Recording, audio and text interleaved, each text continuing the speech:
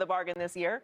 So it's plausible, especially based off of what happened in Seattle and what defensive players weren't necessarily happy with Russell Wilson during his tenure there. So maybe that's a possibility. But at the end of the day, maybe Russ isn't a bad teammate. Maybe Russ is taking his version of accountability for what happened. But at the end of the day, Russ makes a lot of money. Russ is a superstar. Russ going there is the reason they had like 2011 national games, primetime games to start the season. They gave up 5 first-round picks to get Russ. All of the criticism that's heading Russ's way is warranted. And the only pushback that I would have is, yeah, we are going to act like Russ isn't the same guy that won that Super Bowl. Sure. Because he hasn't been, and we can see that. Now, that's not to say he won't get back there, but right now he isn't, and his play is what got Nathaniel Hackett and others fired. Yep, absolutely. I'm with Joy on that. The criticism is warranted, Dave. What I wanted to put a halt to was some of the gossip. Criticism, which everybody can see, warranted all day. But when we were starting to, and I was starting to go far along with maybe he's a bad teammate guy, I'm glad his teammates spoke up. Dave, you spent 10 years in and adjacent to locker rooms covering the Dallas Cowboys. What are your thoughts on Russell Wilson in light of the teammates defending him? I mean, Russell Wilson is guilty of playing poorly and losing, right? I mean, this type of stuff happens at the end of a bad season all over the place, especially when it's such a disappointing season. Like, the expectations in Denver were pretty high. I think there's merit to it, but the reason I say that is, like, Russell Wilson's kind of always been this guy, right? I mean, like, we gave him grief when he was in Seattle balling, like the Mr. Unlimited stuff. Like, I mean, we remember that, right? Yep. Like, people liked to clown on Russ when he was really good. So now he's an easier target because he's not good. I will say, it carries a lot of weight. KJ Hamler in particular, yes, it carries a lot of weight to hear him say that for me, because again, like, what do we do when we're not in the locker room? Like, we draw conclusions from what we see. KJ Hamler's the guy that got visibly upset at the end of the loss to the Colts, slamming his helmet in the back of the end zone. Christmas Day, so like, this isn't even ancient history.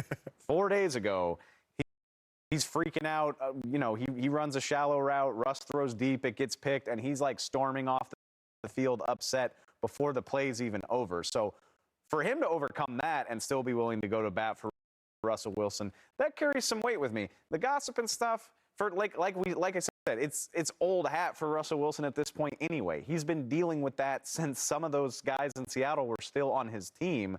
And I think it's magnified just because they're losing, so I don't put that much stock in it. Yeah, I love that his teammates are supporting him, right? Reading them tweets and saying that, I love that, right? Because we've seen different quarterbacks and different teams where they don't support like who? A struggling quarterback, like Zach Wilson, right? I haven't heard one player say anything positive about Zach. Matter of fact, they actually supported the backup, right? Another thing about the NFL, especially in the locker room, there's jealousy. Let's just keep it real. You put all these alpha males, right, in one room, and it's only one king to that jungle, and it's the quarterback. No matter how bad a team is, right, the quarterback is always going to be the main guy. The 49ers, we always talk about how good they are. They always hype up Jimmy G. He's not even close to the best player. You see what I'm saying? So, like, even the guys in Seattle, I can never say anything bad about Richard Sherman. He was a dog. He was a beast. He's one of the best to ever do it. But you're not the quarterback, right? So a lot of defense was winning them games, them Super Bowls. We can say that. But Russell was the quarterback. So when you're the quarterback, you get those special privileges, right? Shannon said Shannon Sharp, whoever, I don't know if it's Shannon, whoever it is, but even you said the Shannon Sharp thing, whatever it is, like Shannon was a great player.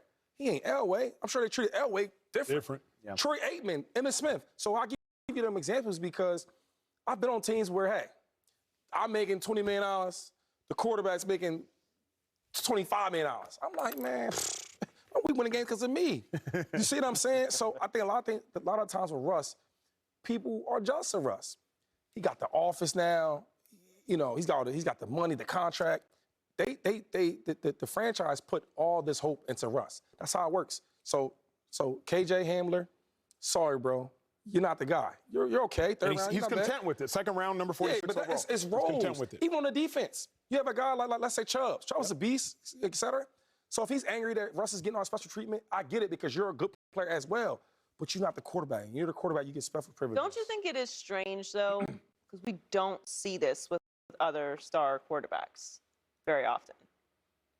I mean, the good ones, the good ones. I feel If Russ was don't balling, struggle to like this balling, degree. because even when But he was even with when he was playing well, we saw this. That's fair. but no, but he wasn't balling better than everybody else. Yeah, see what I'm saying? I think when you were talking, and to answer Joy's question preemptively, because I was thinking about the answer while you were talking, I think the rub comes when the quarterback who is the most valuable is not the best. Right, there you go. Yeah, That's where the rub lies. Yep. Usually the quarterback we know is the most valuable player on the team, but he's typically the best player on the team. Right. Green Bay Packers. Aaron Rodgers is most valuable, and he's best. Tom Brady, he's most valuable, and he's best. Right. Minnesota Vikings, Kirk Cousins is most valuable, but he ain't the best. Right. Justin Jefferson is the best. Seahawks. Russell Wilson was the most valuable. Why do we know this? Because Earl Thomas, Cam Chancellor, Richard Sherman, they were all there in 2011. Yeah, they was and dogs. the Seahawks were 7-9. Yeah.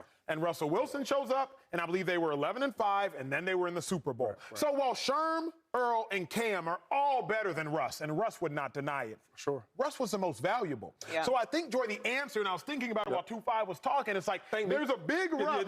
You already know what it is. Good point. There's a big rub that comes when your quarterback is the most valuable, but he's not the best. Russ is going to have to figure out a way to be both of these. Joy, let me come to you with one final question.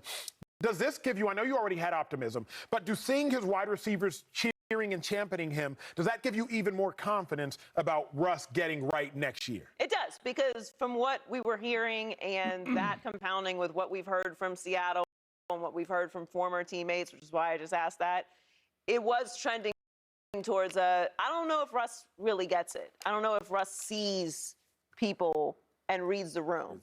Because you can be a good person. I don't think Russ is a bad person. I don't even think Russ is a bad teammate. But you can be somebody who can't read the room. We all know people like that. Everybody's down. They come in. Hey, why a long face? Like, It's the worst.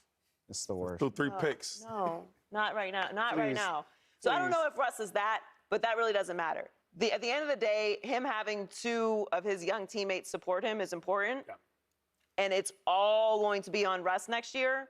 So having any kind of support in the locker room, especially after the way that this season has gone, to me is a positive. Absolutely, and you want support from the big dogs in the locker room. It's one thing if your special teams aide supports you, but when your first-round pick wide receiver Jerry Jeudy and your second-round pick wide receiver KJ Hamler support you, well, Russ, that's a really good starting spot. Coming up next, Derek Carr got some much-needed support from his star wide receiver. That man you're looking at, Davante Adams. Derek Carr, he has been benched by the Raiders, and reports say he and the team, they're going to part ways for the rest of the season. Doesn't want to be a distraction. But get this, on the screen, Davante Adams, star wide receiver, he says, this man gave me everything I had. The reason I'm a Raider, one of the most disciplined and loving people I know. Got my brother's back, do whatever. And if you can't respect it, excuse my language, you.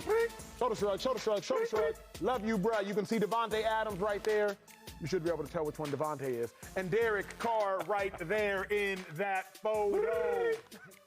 Remember, they go back to college, Fresno State, if I am not mistaken, where they were college teammates. Derek Carr left Aaron Rodgers to go join Davante Adams or Sean McCoy. I know you have a lot of thoughts on this. Should Davante Adams want out of Vegas? Get out of there. Listen, he's packing his bags right now. He should go on there right today with Terrell Owens type attitude. Yeah, trade me. I got to get out of here. First of all, the reason why I'm a Raider is because of Derek Carr. I'm not trying to come to no Oakland. I went to Oakland. Las Vegas. Vegas? Come to Vegas for what? If I wanted a better quarterback, because everybody's saying, oh, they might get a better quarterback. I could stay in Green Bay, play with Aaron Rodgers, 2-time MVP. I came to play my best player, my best friend. First of all, in college, me and you are boys. Yes, sir. Right? Imagine if me and you went to college together. Like, you be my boy plus 10, right? Everyone wants to play with their best friends. That's the best thing about football. You play, you grow a love for the game, but then you do it with your brother. Yeah, I'm pissed off, and I think he should be too. Yeah, he got a one out. I remember when I was coming out of college for the draft, people would be like, yo, Acho, where you want to get drafted? I was like, the Cardinals or the Cowboys? Cardinals because my brother played there, Cowboys because I'm from there. I didn't care about the other 30 teams. Like, I want to get drafted by somebody, but I'd rather to play with my brother, like that's my blood, or play in Dallas because my family's there. They're my blood. There are some things to me that transcend football. If I'm Devontae Adams, I want out. Like if I'm Devontae Adams, I get it. It's a business, all these things. But it was more personal than it was ever a business because I made a personal decision first and